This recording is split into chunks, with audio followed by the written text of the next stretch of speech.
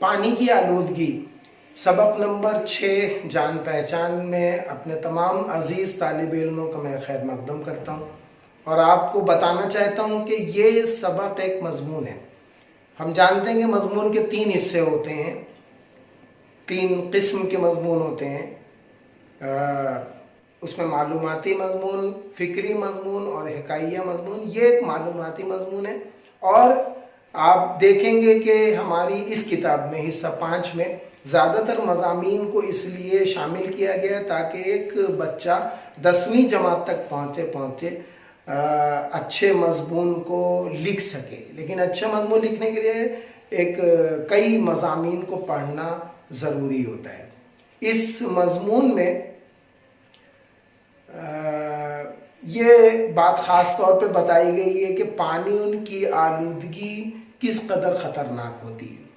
ہوا، پانی اور غذا ہماری صحت اور زندگی کے لیے انتہائی ضروری ہیں، لیکن اگر بے احتیاطی کی جائے، بے قاعدگی کی جائے تو ان چیزوں میں خرابی پیدا ہو جاتی۔ کھانے کی چیزیں اگر کھلی چھوڑ دی جائیں تو مکھیاں اور گرد اور بیماری پھیلانے والے جراثیم اس کو آلودہ کر دیتے ہیں۔ ایسے ہی گرد و غبار یا کارخانوں سے نکلنے والا دھواں یا مہلک ہلاک کر دینے والی گیسیں ہوا میں آلودگی پیدا کر دیتی ہیں۔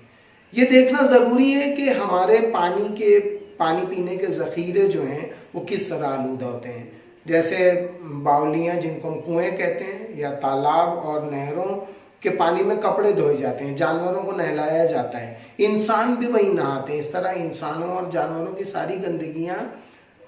ان باولیوں، تالاب اور نہروں میں شامل ہو جاتی ہیں، داخل ہو جاتی ہیں اور پانی آلودہ ہو جاتا ہے۔ نالی کی گندگی سے اور کوڑا کرکٹ سے بھی جو ہے اس میں گندگی ہوتی ہے۔ خاص طور سے شہروں میں جو کارخانے ہوتے ہیں اور ملیں ہوتی ہیں ان سے نکلنے والا جو ہے میل کچیل یا دھواں، بالخصوص ہم یہ دیکھتے ہیں کہ وہ جراثیم، کچھ دوائیں جو کھیتوں میں ڈالی جاتی ہیں وہ بھی بہت حد تک آلودگی کا سبب بنتی ہیں۔ بارش کا پانی ہو تو قدرتی طور پر صاف ستھرا رہتا ہے، لیکن جب وہ برستا ہے اور نالوں اور زمین پر بہتا ہے تو نالوں کی شکل میں، تالابوں کی شکل میں یہ جا کر سمندر سے ملتا ہے یا دریا سے ملتا ہے اور اپنے ساتھ اس پانی میں کئی چیزیں مل جاتی ہیں، جیسے کئی مٹی کے ذرات ملتے ہیں اور اس کے ساتھ نمکیات ہوتی ہیں اور دوسری چیزیں گندگی کے طور پر شامل ہو جاتی ہیں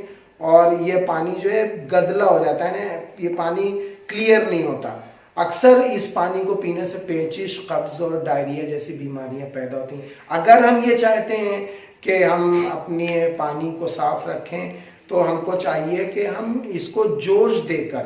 اور تھوڑا سا پوٹیشیم پر مینگنیٹ اس میں ڈال کر جو ہے اس کو ہم آلودگی کو صاف کر سکتے ہیں۔ اگر پانی گدلا ہو گیا ہے تو اس میں ہم پھٹکری ڈال کر، جس کو ہم ایلم کہتے ہیں، اس کو بھی ہم اس سے نتھارتے ہیں اور اگر ہم پھٹکری ڈالتے ہیں تو پانی کی جو ذرات ہوتے ہیں وہ تہہ میں بیٹھ جاتے ہیں اور صاف پانی کو چھان کے الگ کر لیا جاتا ہے۔ بالکل انہی طریقوں سے ایک طریقہ اور بھی ہو سکتا ہے، اور وہ یہ طریقہ ہے کہ ہم جب بھی پانی کو بالخصوص پینے کے پانی کو بھریں تو ہم کسی صاف کپڑے سے اس برتن کے منہ کے اوپر ڈھک دیں اور اس میں سے چھان کر پانی کو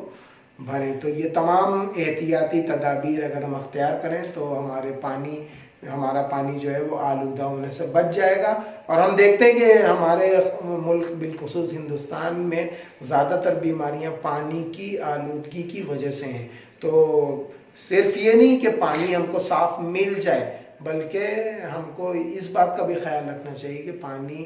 ہم نہ آلودہ پانی پئیں اور نہ کوئی ایسے کام انجام دیں جن سے پانی آلودہ ہوتا ہو۔ اگلے لیسن میں آپ سے پھر ملاقات ہوگی، تب تک کے لیے خدا حافظ۔